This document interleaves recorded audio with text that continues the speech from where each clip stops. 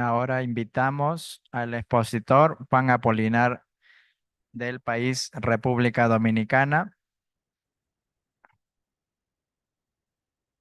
El colega Juan Apolinar es experto en control de calidad, en verificación de métodos.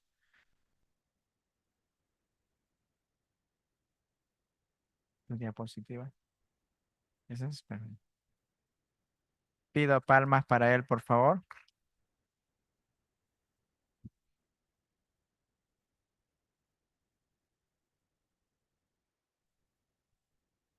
¿Cuál de los dos? Los dos. ¿Cuál es más fácil?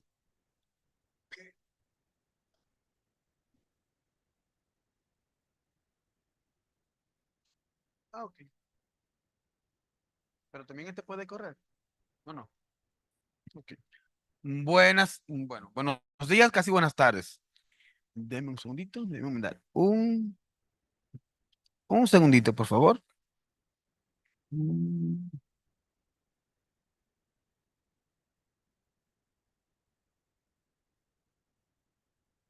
Ok, como Roberto me presentó, mi nombre es Juan Apoñar Álvarez, soy de República Dominicana. Cariñosamente decimos que somos el donde nació la vida. ¿Por qué? Porque decimos que cuando Dios en el Edén dijo, vamos a hacer el paraíso, pensó en Dominicana. Perdón lo que dicen que fue en África, no, no, no, fue en Dominicana. Tenemos playas, tenemos ríos, tenemos gente muy buena. Yo le decía a un compañero de Honduras que si vas a Dominicana, allá te quieres quedar, de también que te tratamos. Hoy que vamos a ver, hoy vamos a tratar sobre algo muy que hacemos en el día a día. Y yo eso soy de lo que digo que yo no vengo a dar nada nuevo, sino a reforzar y a recordar lo que estamos trabajando día a día, que es sencillamente control de calidad en pruebas manuales o en el examen manual de orina. ¿Y por qué separarlo? Bueno, en el precongreso hablamos sobre equipos automatizados. Sin embargo, entendemos que no en todos los lugares tenemos equipos automatizados. Entonces, se hace necesario que sepamos que la parte manual, que es la que todos hacemos, aunque tengamos equipos automatizados, también tiene que ser verificable y tiene que ser de una manera muy metódica, porque de lo contrario, el resultado que salga de ahí no será clínicamente útil. Entonces, primera pregunta, ¿qué es el examen de orina? Si le hacemos esta pregunta a la guía GP16, lo primero que dice es que es un examen sencillo, fácil y rápido. Pero más abajo dice que se utiliza para pronóstico, diagnóstico y seguimiento de pacientes y de enfermedades. Tanto pueden ser enfermedades metabólicas, de litiasis, y enfermedades renales. Eso quiere decir que el uranálisis no simplemente es yo colocar una gotita de orina en una plaquita y observar lo que está ahí, sino que hay una implicación mayor. De hecho, el maestro muy bien aclaró que esos blastoconidios pueden ser patológicos totales, como cándida, y también pueden ser con otra connotación clínica. ¿Y dónde lo vemos? En el examen general de orina, que vamos a ver en adelante que no es tan general. Entonces, ¿cuáles son las partes del examen manual de orina? Tenemos examen físico, ¿con cuáles parámetros? ¿Cuáles son los parámetros que hacemos en el físico? Color, aspecto, olor, ya hace un siglo casi no se usa, pero bueno, ¿qué más? La densidad, aunque se hace en la parte química, pertenece a la parte física. Entonces, aspecto o claridad y color. Eso es lo que más reportamos, aunque la parte del color no tiene tanta connotación porque de hecho, no sé si pasa en sus países, pero en el mío, lo que el médico menos observa es la parte física de una orina. El médico, ¿qué hace? Siempre se va a la parte química y luego la parte microscópica. Entonces, La tendencia es que de la parte física, al menos el aspecto, lo tomamos en consideración. Sin embargo, hacer un examen de orina sin que yo reporte al médico el color, ¿qué va a hacer el médico? No, está incompleto. Mándame el color y el aspecto. En cuanto a la parte química, ya con Enrique Molina ayer vimos todo lo que podemos encontrar en el examen químico.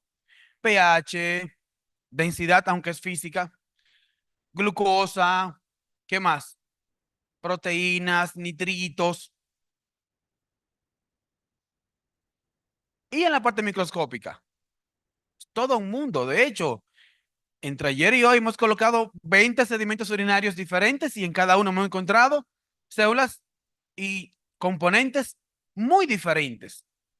¿Qué quiere decir eso? Que el examen de orina y la parte microscópica es muy amplia. Vamos a ver casi al final de la diapositiva qué hay que hacer con el personal para poder estandarizar esa parte esencial que es el examen general de orina, la parte manual, pero la parte microscópica. Entonces, el control de calidad no es más que una parte de la gestión de la calidad que me permite evaluar precisión, veracidad y exactitud. Se entiende que la calidad no es más que cumplir los requisitos previstos. Ahora yo pregunto, cuando un paciente va al laboratorio, ¿qué espera? ¿Qué espera un paciente cuando va a un laboratorio a hacerse un examen de orina? ¿Qué espera? Un resultado. ¿Y valdría que yo le reporte a María el reporte de Juan y de Juan el de María? No. ¿O valdría que yo le reporte a un paciente que sea diabético que no lo es, que no tiene glucosa? No. Entonces, se espera que el resultado sea clínicamente útil y que ayude a la valoración clínica del paciente. ¿Vamos bien hasta ahí? Vieron que no es nada nuevo lo que estamos promoviendo. Entonces, la gran pregunta central sería, ¿cómo podremos gestionar la calidad del examen manual de orina? Eso es una parte muy importante. Y de hecho, ¿qué podemos hacer en la parte física? Dijimos que era color, olor, aspecto, el sabor. De hecho, uno decía, el sabor. Sí, el sabor inició. De hecho, las primeras pruebas de orina fueron probando la orina. Aunque usted le diga, ay, eso sí funcionó. Y de hecho, de ahí salieron dos grandes nombres, diabetes mellitus y diabetes insípida. La insípida era porque el sabor de la orina de un paciente con diabetes insípida era sin sabor. Y la mellitus era porque era dulce. Y viene de ahí, de probar la orina. Entonces, ¿qué hace falta? ¿Qué tengo que controlar? Primero, la identificación de la muestra. Tengo que colocar necesariamente los identificadores de esa muestra. ¿Como cuáles? Nombre, ¿qué más? Apellido, edad, sexo y la forma de obtención de la muestra también. La forma de obtención de la muestra, si fue chorro medio y el tiempo y la temperatura. Habla un poco de la temperatura y por qué tomar en consideración. Bueno, si yo vivo en un lugar apartado del laboratorio y yo me levanto a las 5 de la mañana, tomo mi orina, se supone que tomé la primera orina de la mañana, ¿cierto? Y la llevo al laboratorio. Pero entro ese frasco con orina en una bolsa y la bolsa la entro dentro de una mochila. Con el calor que me llega a 28 grados, ¿cómo estará la orina? ¿Con qué temperatura podría llegar a esta orina? Va a llegar con una temperatura cerca de 34. Y las guías indican que después de 34 grados yo no debería de trabajar un examen de orina. ¿Por qué? Porque hay elementos que se van a empezar a perder y hay otros que van a empezar a multiplicarse. Como por ejemplo, las bacterias. A través del tiempo y de la temperatura, ¿qué va a pasar? Van a empezar a multiplicarse. Y una cosa importante en cuanto a la identificación es No yo decirle al paciente, su nombre es fulano de tal. No, esa es una identificación negativa. Debe ser positiva. Debo preguntarle, ¿cuál es su nombre? ¿Por qué? Porque si usted le dice, su nombre es Juan Pérez, aunque él no te entienda, puede decir que sí. Y créeme, ha ocurrido muchos casos en donde cuando usted hace ese tipo de actuación, el paciente toma su orina, se la entrega y al final no era de él. Miren, le voy a hacer una anécdota. Me pasó en una flebotomía. Tenemos un paciente que fue al laboratorio, facturó, la persona que estaba atendiendo, el analista atendiéndola, le dijo, ¿usted es José Pérez? Sí, siéntese. Le colocó el torniquete y le tomó muestra. Y el bienalista le dice, venga en 2 horas a buscar resultados. Y el señor dice, en 2 horas, pero no soy yo el paciente. Mi paciente está interno. Entonces, señor, ¿usted entendió bien lo que le dijimos? Sí, usted me preguntó el nombre. Yo, don, pero a usted se le tomó la muestra a usted. Si usted no era el paciente, no debió permitir por lo menos que le tomaran la muestra. Ah, que yo creía que así funcionaban las cosas. Él creía que funcionaban así las cosas. O sea, él extrapoló que con su sangre se iba a diagnosticar al paciente que estaba ingresado. Entonces, ¿cómo se pudo haber resuelto esa dicotomía? Fácil.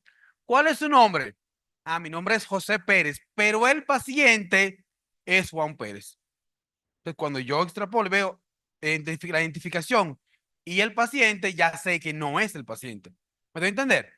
Y eso puede ocurrir para para una química sanguínea, para todo lo que tenga que ver con preanalítica, porque esa identificación correcta es lo que me va a aportar obtener un buen, una buena obtención de muestras, edad, sexo. Dice que es edad o fecha de nacimiento. Perfecto. Ubicación del paciente, si está ingresado o no. Número de identificación. En cuanto a la parte química, ¿qué yo espero? Escuchamos hablar ayer a Enrique Molina y una de las causas principales de errores en la parte química es el mal estado de las tiras reactivas. Me explico.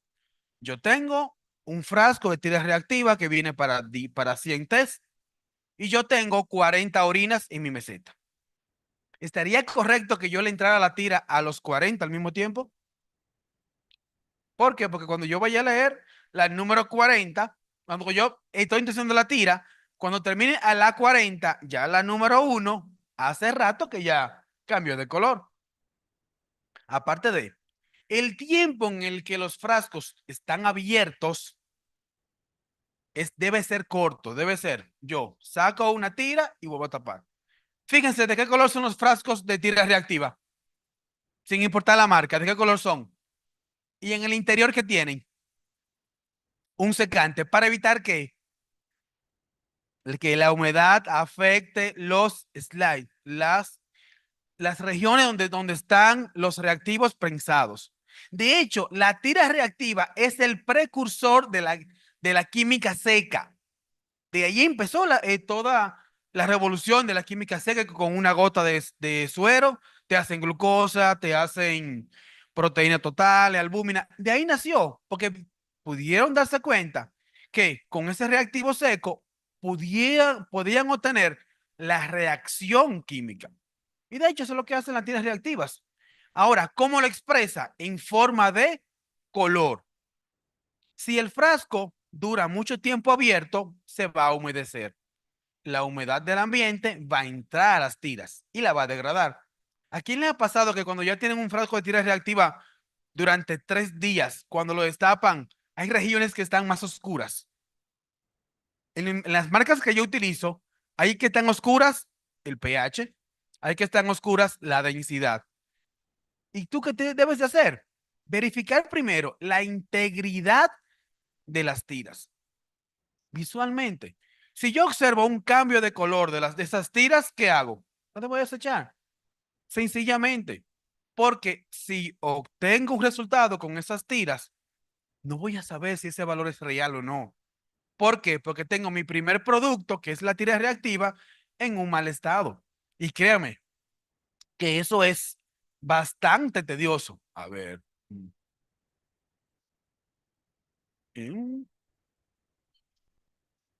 No funciona, dejó de funcionar.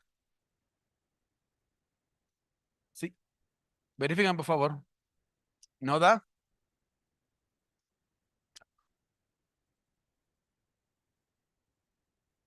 Problemas técnicos. Eso es en vivo, ¿eh?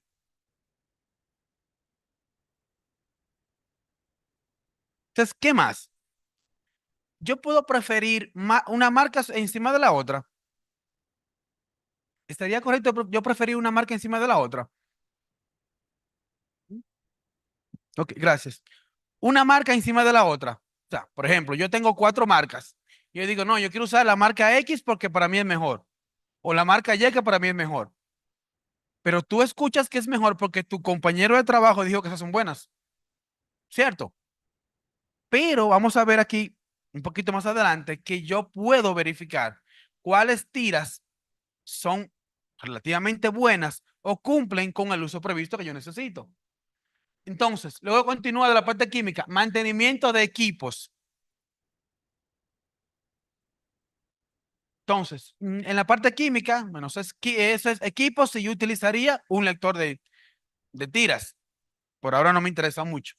Continúo con preservar la integridad de las tiras. Ya les dije, frasco sellado. De preferencia, yo soy de los que digo que un frasco de tira reactiva no debería durar más de 3 días. Trae 100, porque si mi laboratorio yo hago más o menos 30 orinas en 3 días serían 90. Y con los controles que le proceso a la tira, pues ya ahí se debería de terminar. Si la tira dura más tiempo, debo de ser más riguroso. Guardar el frasco de tira en un ambiente que esté controlado con poca iluminación y que la humedad sea baja. ¿Cómo gestiono la humedad? Bueno, pues en mi laboratorio debería de tener un termómetro que me detecte la temperatura ambiente y la humedad relativa de ambiente. Y debería estar entre más o menos 30 a 70 en humedad relativa. ¿Qué más? La correcta homogenización de la muestra. Y en cuanto a las tiras, esta parte, la conservación intacta de la carta de color. ¿Qué sucede si yo tengo una tira reactiva con una carta de color defectuosa? Que ya la orina le haya chorreado, como decimos en Dominicana, a ese color. Los colores van a estar más opacos y yo me voy a quedar, ¿esta glucosa es positiva o es negativa? O por ejemplo, en sangre oculta, en hemoglobina, mioglobina, que yo estoy viendo, ven acá, ¿este color está para trazas o glóbulos blancos, glóbulos rojos intactos o está negativo? Si la carta está mal estructuralmente, si ya está, si le cayó líquidos, debería de cambiarse el frasco y comparar la tira con otro frasco. De lo contrario, obtendríamos resultados falsos, o positivos o falsos o negativos. Impregnar la tira correctamente. ¿Cuál es el tiempo en el que debe de durar la tira dentro de la orina? ¿Estaría correcto yo dejar la tira 1 minuto? 30 segundos. ¿Cuánto sería el tiempo? A ver, ¿quién se anima? Mm, ok, bueno, los fabricantes indican que puede ser entre 1 a 3 segundos. Eso quiere decir, la entro, humedezco todas las regiones y la retiro. Y luego tengo que secar el exceso. ¿Por qué? Si no le retiro ese exceso de ambos lados, puede ocurrir que la región que tenga más muestra vaya a virar hacia abajo o hacia arriba y te pueda llevar color de una región a otra. Como por ejemplo, si yo tengo sangre oculta 3 cruces, y el parámetro que está abajo es, digamos que esa albúmina, pues puede hacer que ese desplazamiento de muestra me interfiera con la región. ¿Me da a entender? A ver, vamos bien, ¿se entiende? Veo como que tienen sueño. ¿Seguros? Ya de quitar el exceso y el tiempo de reacción debe de respetarse. ¿Cuánto es el tiempo de reacción de una tira reactiva? Diríamos que eso va a depender del fabricante. En la carta de color que viene en el frasco hay regiones de diferentes fabricantes que te dicen leer a 30 segundos. Otros dicen leer a 1 minuto.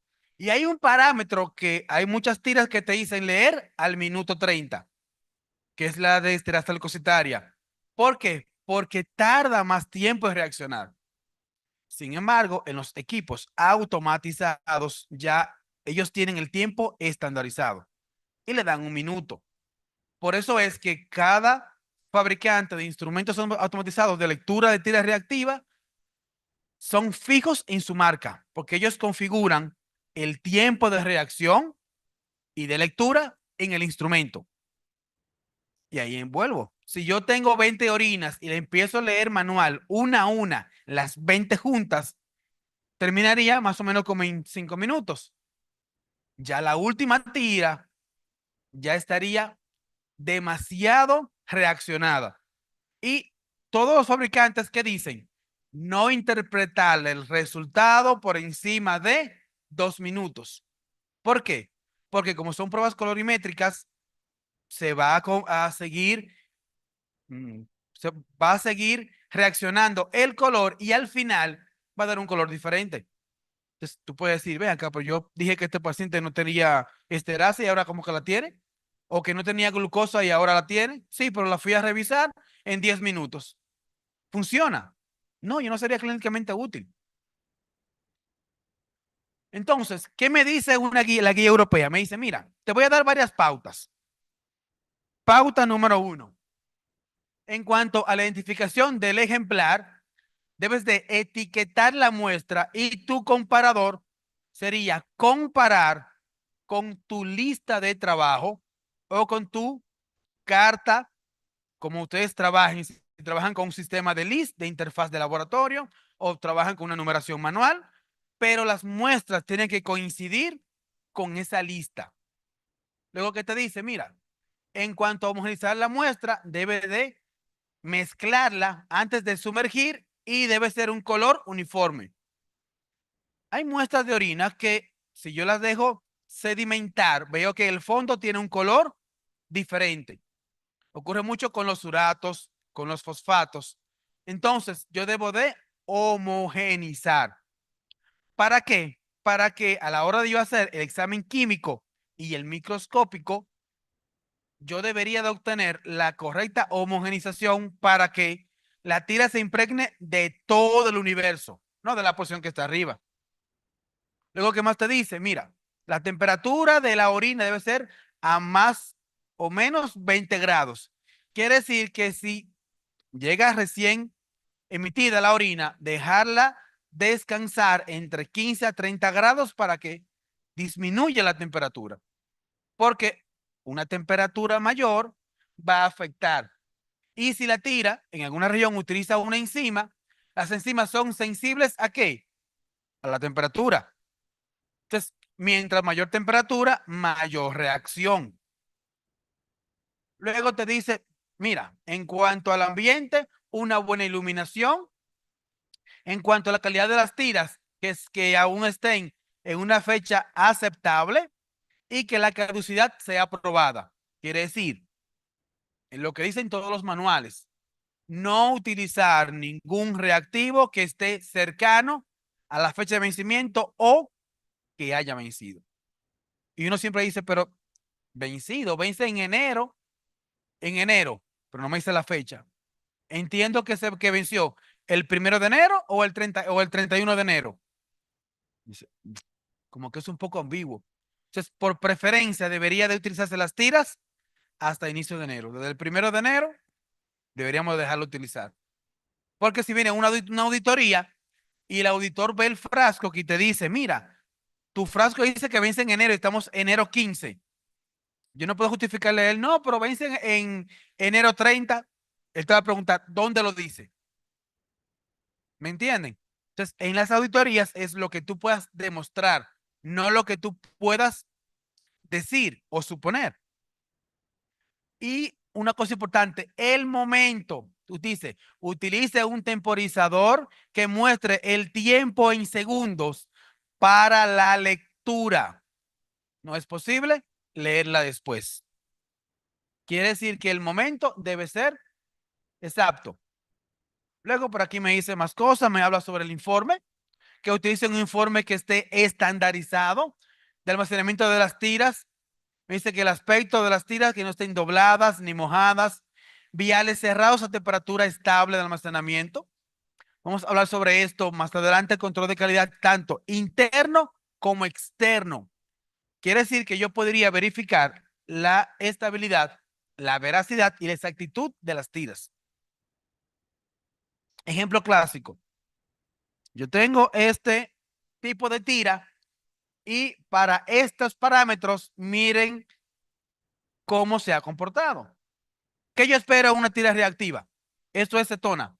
Que el control positivo me dé positivo y el negativo me dé negativo. Sin embargo, tengo que decirle que los fabricantes, a sabiendas de que son pruebas cualitativas, hacen una jugada no muy correcta. Me explico. El control, para yo decir que el paciente o que la tira está negativa, el control no debe de reaccionarme el negativo, ¿cierto? Pero el positivo puede ir desde traza, una cruz, dos cruces, tres cruces, ¿cierto? Yo soy fabricante de control. ¿Qué yo hago? Para yo garantizar que mi control siempre, el positivo, siempre de bien, le coloco una concentración mayor para que siempre me dé tres cruces. Pero ¿qué pasa? A tu laboratorio constantemente llegan pacientes con tres cruces. Me diría, no. A tu laboratorio llegan pacientes rutinariamente con proteína en tres cruces. Dices, no.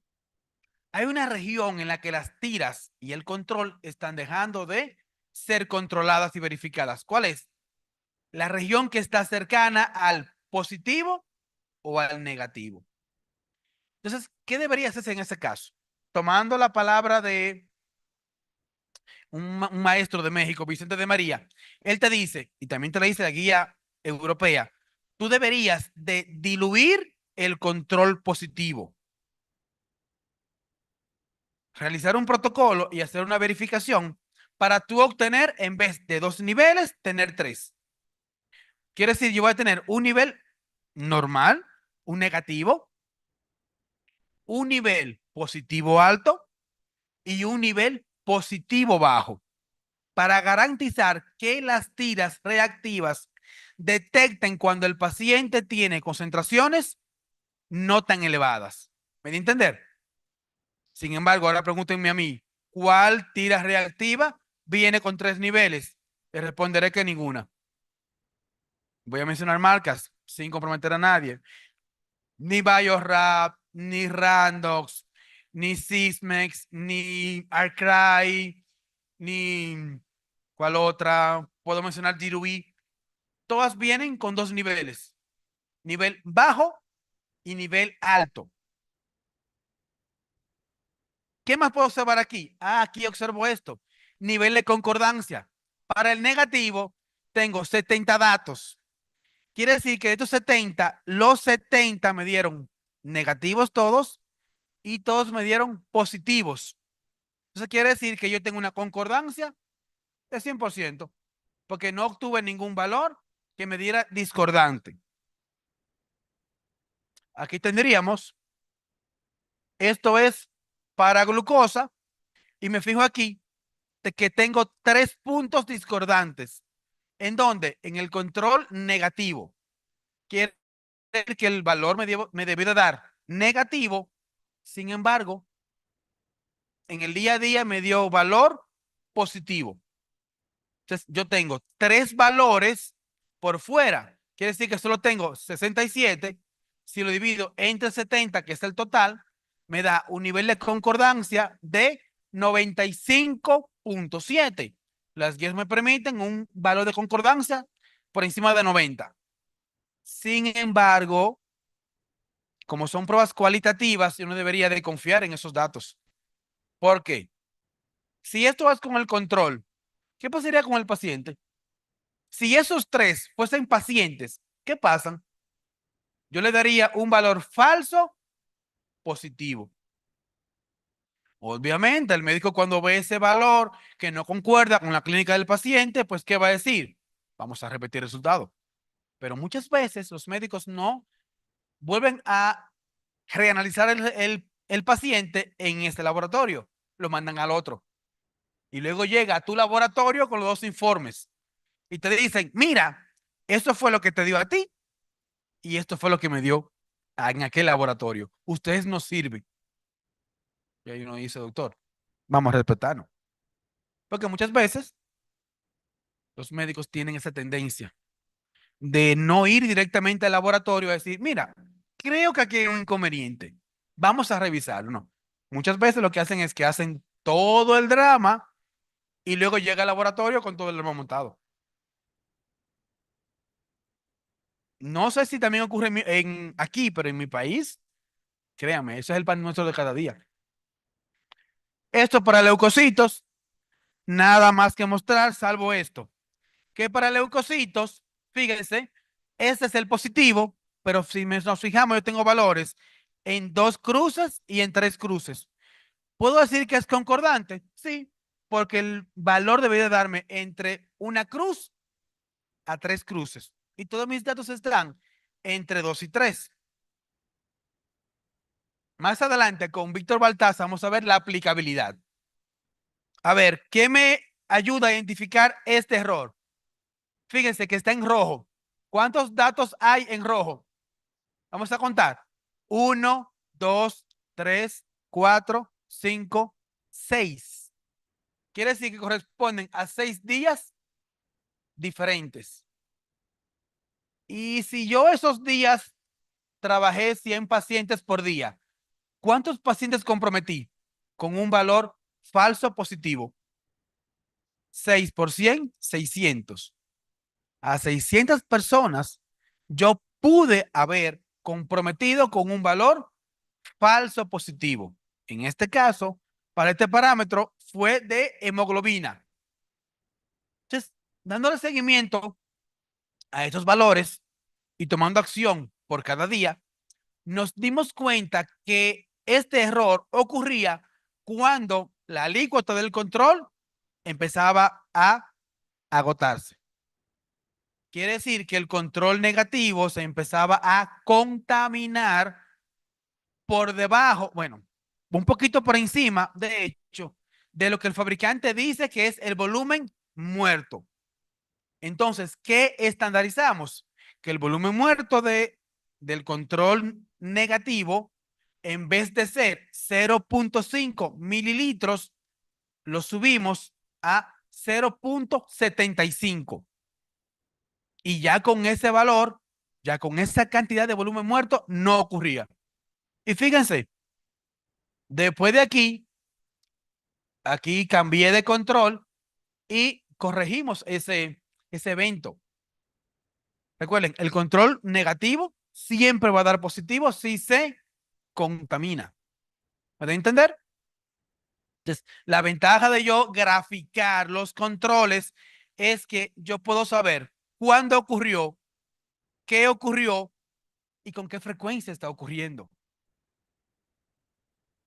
Ahora, las guías me dicen que yo debería de identificar cuándo una tira es correcta o no. Y aquí ya no es de sentimiento. Aquí no es que yo tengo 15 años trabajando con una marca o tengo 20 años trabajando con otra marca. No. Vámonos a rendimiento técnico. Y como son pruebas cualitativas, yo tengo 2 opciones. Sensibilidad y especificidad. Sensibilidad. La probabilidad de que el paciente positivo tenga la enfermedad. La especificidad es al contrario. La probabilidad que pacientes sanos no tengan la condición. ¿Puede entender?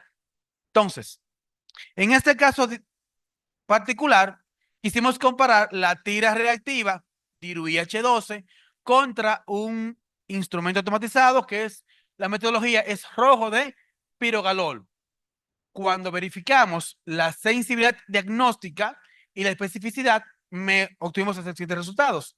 Sensibilidad 90.9%, especificidad 95.45%. ¿Eso en qué se traduce? Fácil. Quiere decir que de la cantidad de pacientes que estaban positivos, yo me equivoqué, 2. Y de los que estaban negativos, me equivoqué, 1. ¿Cierto? Entonces, la sensibilidad y especificidad valora mucho los aciertos.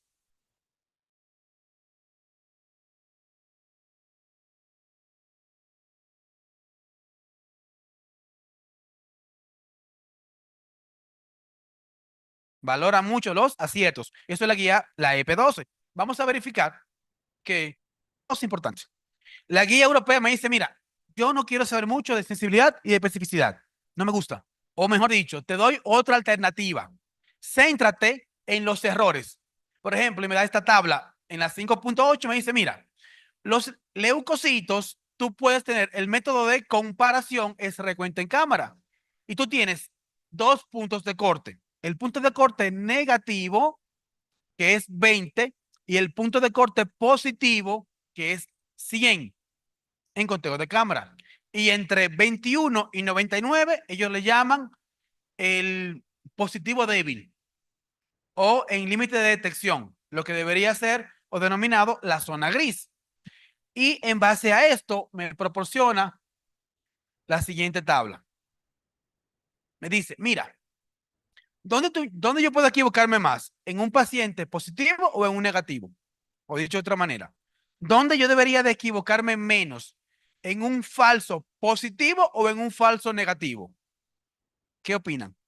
¿Dónde puedo equivocarme menos o dónde debería de equivocarme menos? ¿En un falso positivo o en un falso negativo? A ver, y pienso, ahora voy a pensar qué hace el médico con un valor. Si el paciente va con un falso positivo, ¿qué hace el médico?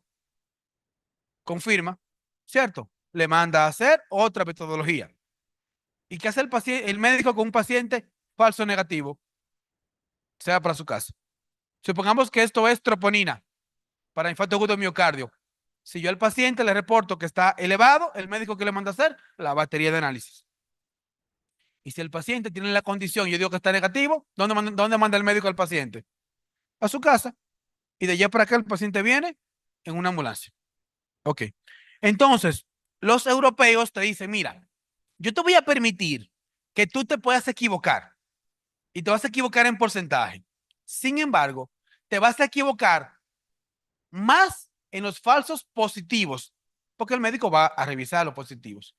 Pero te permito que te equivoques menos en los falsos negativos, que justamente es el punto de corte que nadie revisa.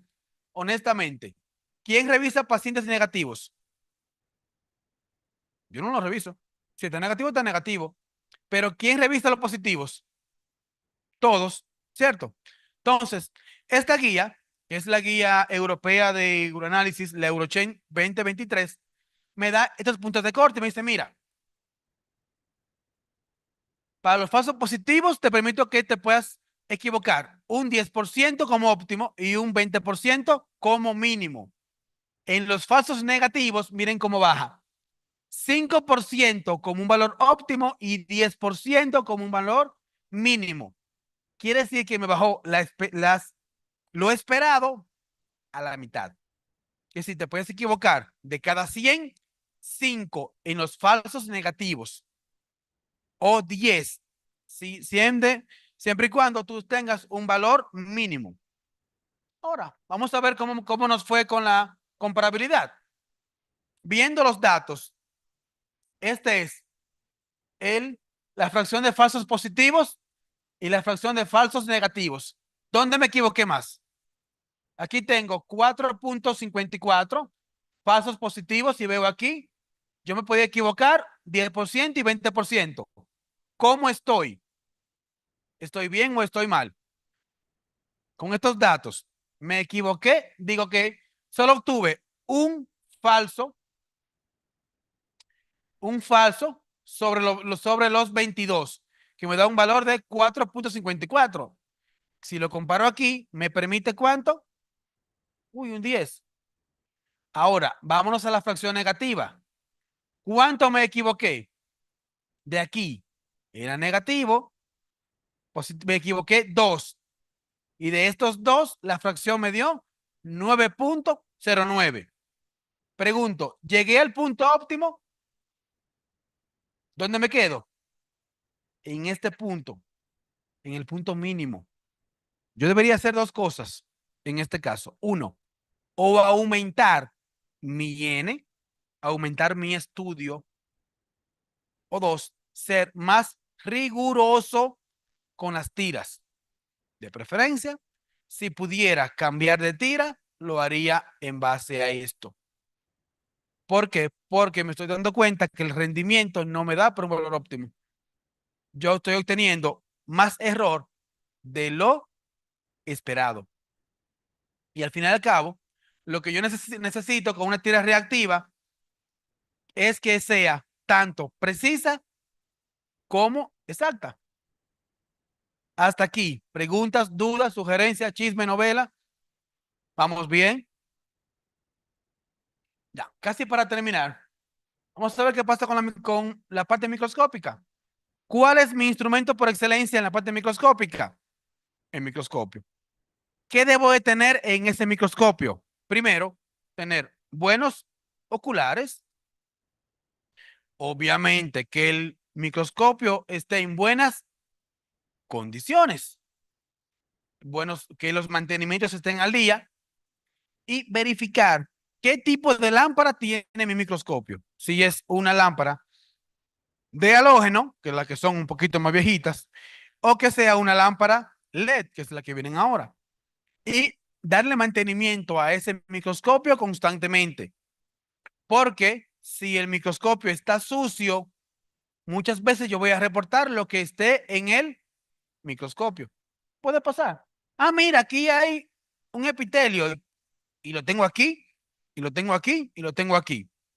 Ya, pero el mismo epitelio en todos los pacientes y en todas las placas. Y cuando uno va al microscopio, justamente es en el ocular que está.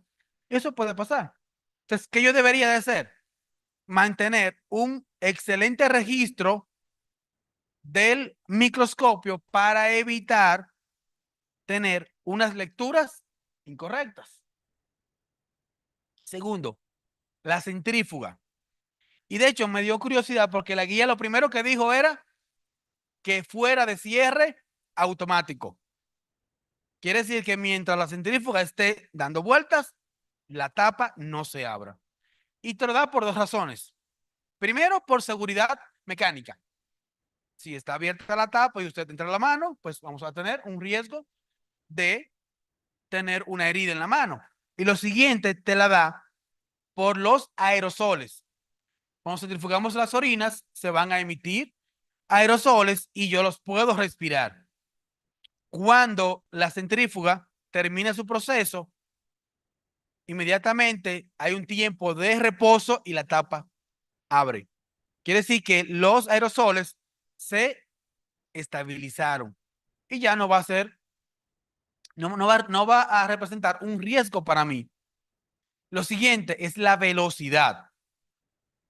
La velocidad que dictan las guías debería ser entre 400 a 450 fuerzas G o gravedades. Por tanto, yo debería de calcular cuántas gravedades correspondería para mi centrífuga. Ya hoy en día hay centrífugas que te pueden medir o te pueden extrapolar cuánto tú tienes de RPM y pasarlo a FCR o fuerza centrífuga. ¿Y qué sucede? Mientras mayor es la velocidad, los elementos se van a ir rompiendo. Ayer vimos sobre riesgo litogénico. Si yo centrifugo una orina a mucha velocidad, los cristales que van a hacer se van a romper. ¿Y qué dijo la doctora ayer? Que el riesgo litogénico se hacía sobre orina sin centrifugar. ¿Para qué? para evitar que la velocidad afecte los cristales. ¿Me doy a entender? Y casi por último, los archivos. Lo que casi nadie le gusta. De hecho, en laboratorio clínico es donde más se escribe. Uno dice, bueno, pues yo escribo ¿qué? Escribo para entrar, escribo para salir.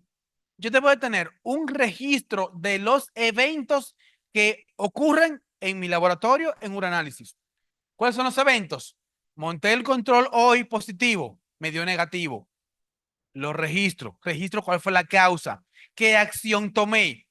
Eso se llama memoria institucional. ¿Por qué? Porque mañana tú no vas a estar en orina. La persona que llegue y le presente ese inconveniente, ¿qué va a hacer? Va a saber lo que tú hiciste y eso se va a quedar en la institución o en el laboratorio. Por eso es que los registros se deben de mantener recelosos, se deben de compartir, pero deben de constantemente estarse dándoles mantenimientos. No sé con qué frecuencia ustedes le dan mantenimiento a los, a ese tipo de registros o reactivos, registros de insumos o procesos, pero yo debería de verificar por lo menos una vez al año mis procedimientos. Y si algún cambio, si algo pasó en ese tiempo, yo debería de sacar el registro viejo y dejar el nuevo. Porque nos ha pasado que hemos tenido dos registros al mismo tiempo. Se supone que uno corrigió el otro. Y si yo tengo los dos al mismo tiempo, no estoy corrigiendo nada. ¿Me da a entender?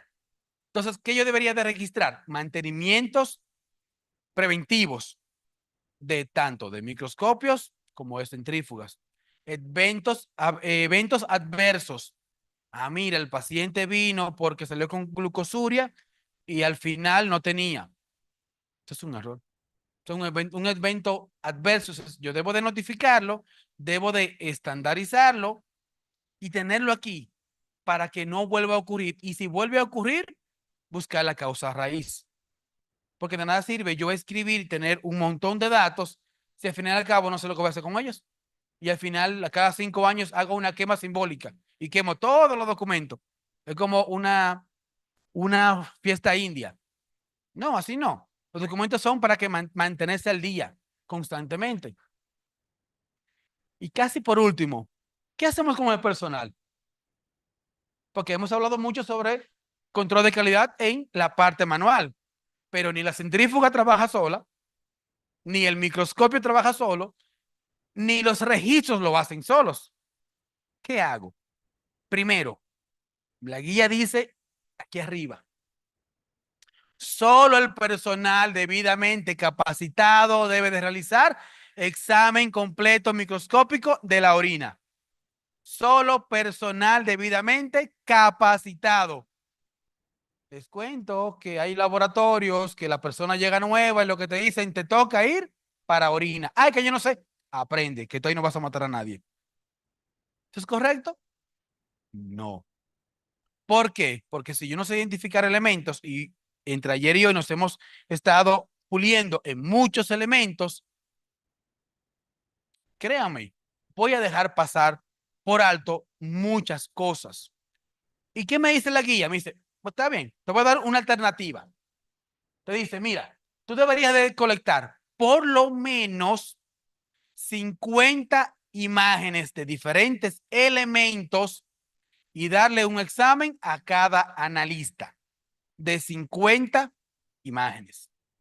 Y ese bioanalista, ese analista debería de obtener un puntaje entre 80 al 90% como un valor mínimo.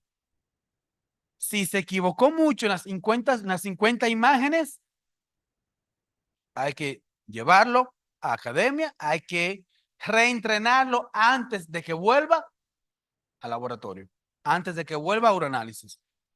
Muchas veces ocurre esto y decía, bueno, que cuando está fulana, las orinas salen todas con todos los parámetros alterados, microscópicos. Y cuando está fulana, salen todas normales. Entonces, es como que dicen, ok, cuando está María, llegan pacientes sanos y cuando está Josefina, llegan pacientes enfermos. ¿Eso es correcto? correcto?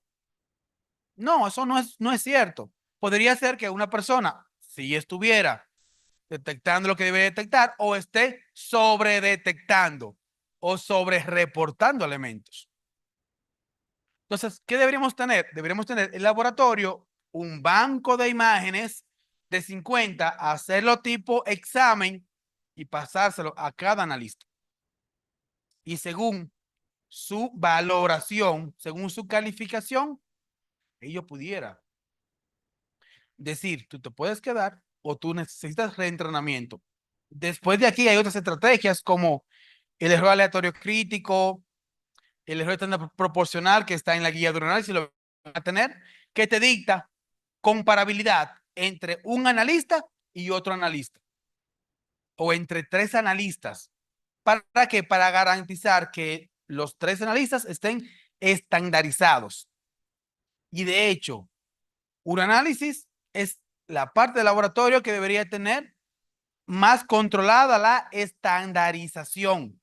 ¿Por qué?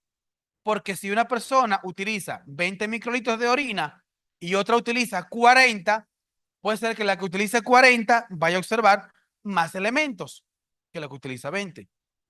O que quizás la que utiliza 20 microlitros, como es una gotita más gruesa, usted obtenga elementos arriba, en el medio y abajo. Mientras que lo que utiliza 20 microlitros, al estar más disperso el sedimento, la lectura sea más concordante con lo esperado. ¿Me doy a entender? Entonces, la última pregunta que les queda a ustedes. ¿Cómo gestionar, la misma pregunta del inicio, cómo gestionar la calidad en uroanálisis manual? Primero, tener los instrumentos con sus mantenimientos al día. Centrífuga, microscopio, cristales o cristalería, mejor dicho, que sean, me van a matar por esto, pero la cristalería es de un solo uso, no reutilizable. Al igual que los goteros, al igual que las puntas de pipeta, deben ser un solo uso.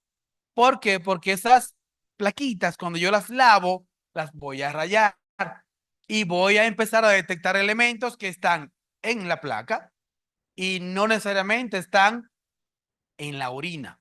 ¿Me da a entender? Segundo, yo debería tener en mi laboratorio al menos un control de calidad interno de los dos niveles, aunque sea de la casa comercial, aunque sea de la tira, algo es algo. Pero por lo menos tenerlo y usarlo en varios puntos. Uno, o cada día, y si utilizo un frasco o más frascos por día, controlar cada frasco cada vez que lo destape. ¿Me dio a entender?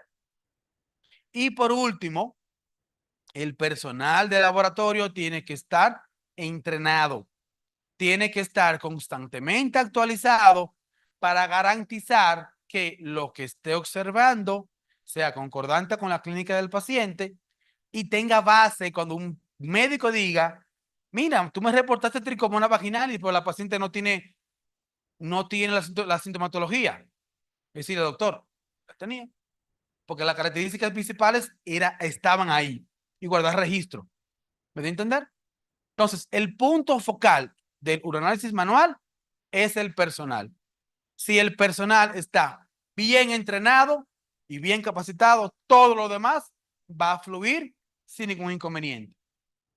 Entonces, por último, les dejo con esta frase. Frase. La frase es de una persona que admiro mucho. Es, se llama Eduardo Gauleano.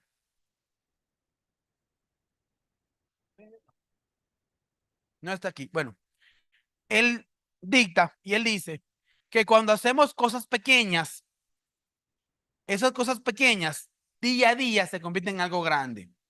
Y de cosas pequeñas se va construyendo los cambios. Entonces, ¿qué queremos? Que todo esto cambie para poder obtener una Latinoamérica estandarizada en un análisis. Gracias.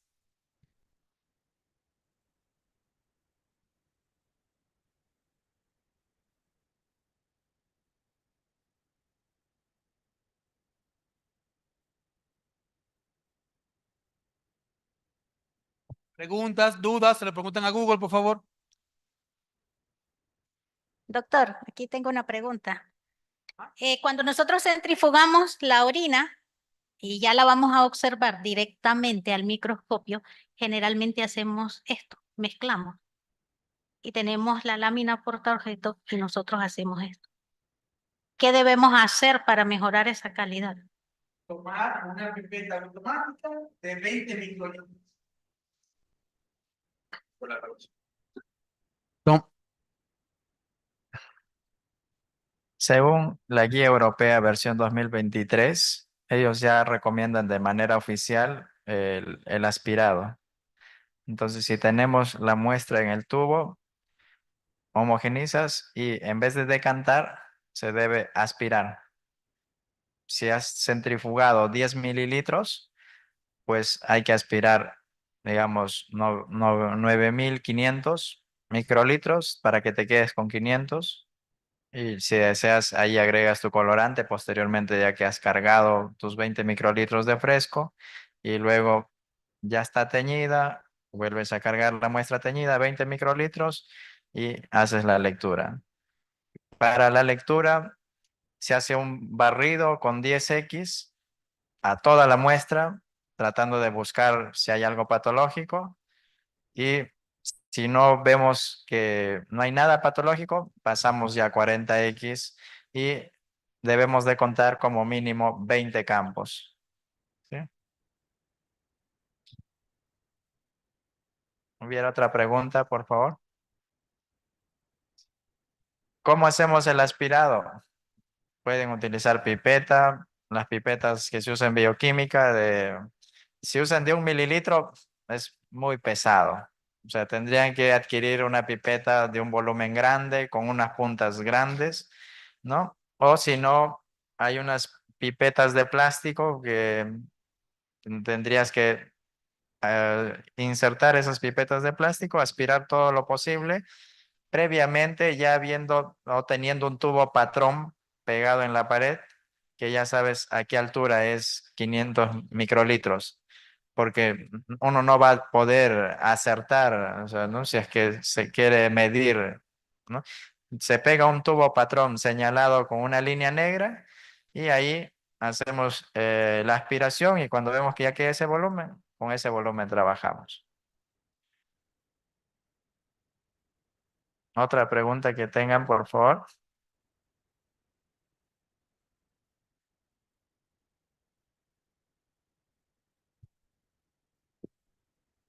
En el caso del examen químico, es recomendable hacerlo desde el frasco original porque hay laboratorios que transportan la cantidad que se va a centrifugar, los 10 mililitros, a un tubo cónico y de ahí hacen el examen químico. No lo hacen directamente del frasco original, entonces no sé si está correcta esa acción. Bueno, mira, ahí te preguntaría si quién trasvasa al tubo cónico, el paciente o el analista. El analista, Ah, si es el o analista, sea, si está bien homogenizado, sí lo puedes hacer, sí lo puedes hacer. Sin embargo, tienen que tomarlo en cuenta. Las tiras reactivas, al estar reactivo seco, pueden desprender ciertos elementos. Y si yo lo hago en el tubo cónico, en el que yo voy a hacer la parte microscópica y se liberan ciertas partículas, me pueden interferir el examen microscópico.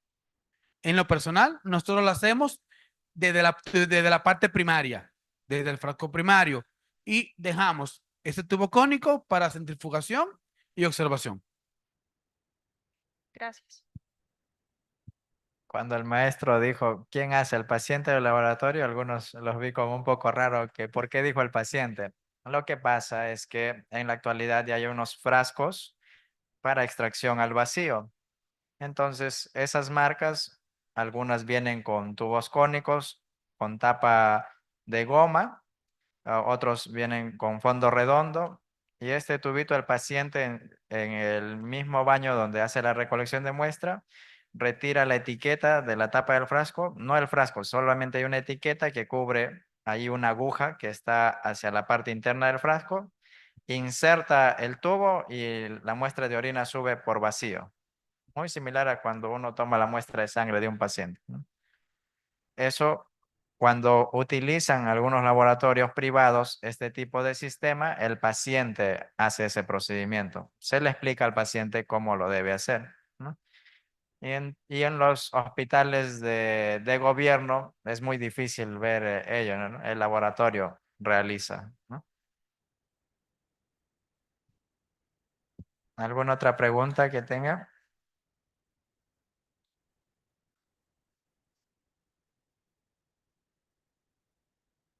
Buenos días. En el examen físico, hay laboratorios que también reportan sedimentación. ¿Es correcto? Bueno, la sedimentación va a estar colocada en el aspecto turbio, pero la sedimentación no va a aportar nada clínico. O sea, desde un punto de vista clínico, sedimentación no le va a aportar, no le va a aportar nada. O sea, la respuesta mía sería, no estaría correcto reportarlo.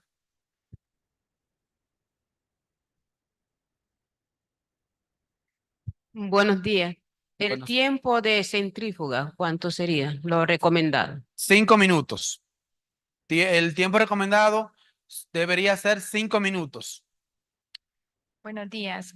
Fíjese que a mí me gustaría saber si hay algún tipo de variación en la cantidad del volumen, porque a veces, por ejemplo, en los bebecitos nos dan bien poquita muestra y no tenemos más que esa muestra.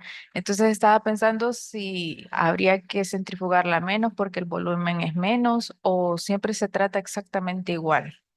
Se trata exactamente igual. Lo que sucede con los neonatos es que yo no puedo decirle a un neonato, mira, vuelve otra vez a orinar que la muestra es muy poca. O sea, es muy difícil. ¿Qué se hace? Se puede trabajar con lo que tengas, porque son neonatos. O, por ejemplo, un paciente que tenga daño renal y que tenga anuria y lo que te llevan al laboratorio serían 5 mililitros, no puedes decirle, mira, vuelve otra vez a orinar porque no puede consumir muchos líquidos. Entonces, en ese caso, la muestra se trata exactamente igual, porque hay condiciones en las que si el paciente pudiera orinar, pues tú dices, bueno, me llevaron 2 mililitros, pues el paciente es adulto y puede esperar 4 horas para que la orina esté en vejiga y luego orinar. Podría ser, pero hay condiciones en las que no es posible. Ahí se trabajaría exactamente igual. El mismo trato a todas las muestras.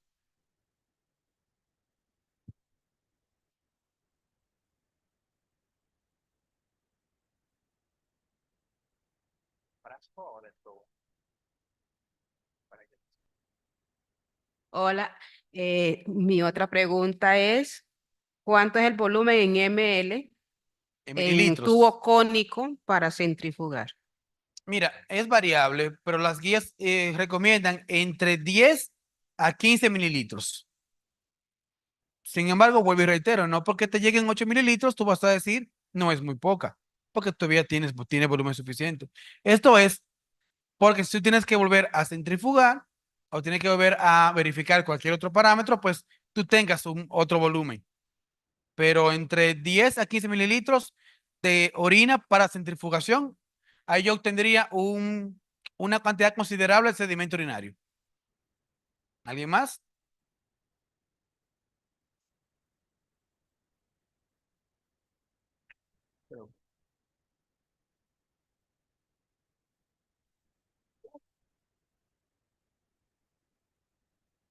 Agradecemos al colega Juan Apolinar del país República Dominicana.